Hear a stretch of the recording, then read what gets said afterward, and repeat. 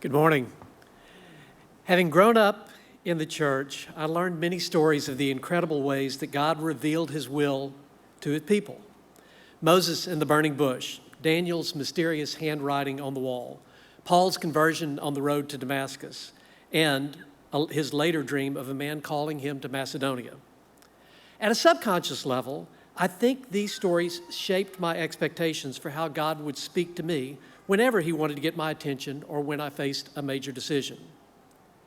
I didn't have to make big choices as a child, but I carried these notions about how God would speak into my adult years.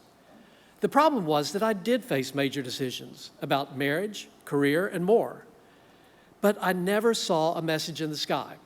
I never heard an audible voice from God.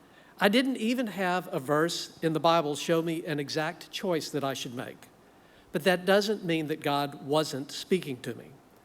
What I've realized is that, at least for me, God often speaks through other people. They didn't tell me what to do, but they did ask the right question or reveal a core truth that opened my eyes to the path that I should follow.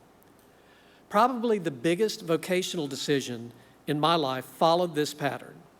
I was wrestling with whether, after more than 10 years, to leave a ministry role and a group of people that I loved. I sought the counsel of a few trusted friends, and they helped me to see clearly the signs that the time was right for me to exit. But that left an even harder decision. What would be next? I kept pondering a move into the gig economy as a solo consultant and coach, without the safety net of a regular paycheck.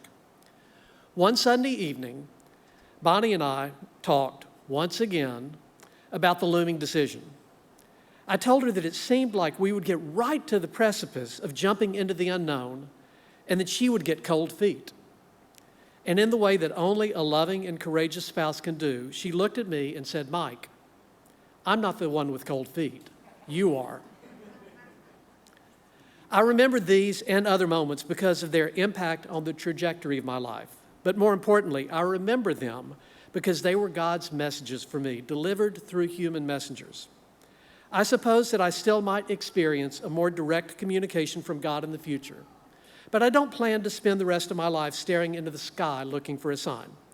I'd rather be more attentive to the many ways that God is revealing his will for me in the words of Scripture and the people he has put in my life.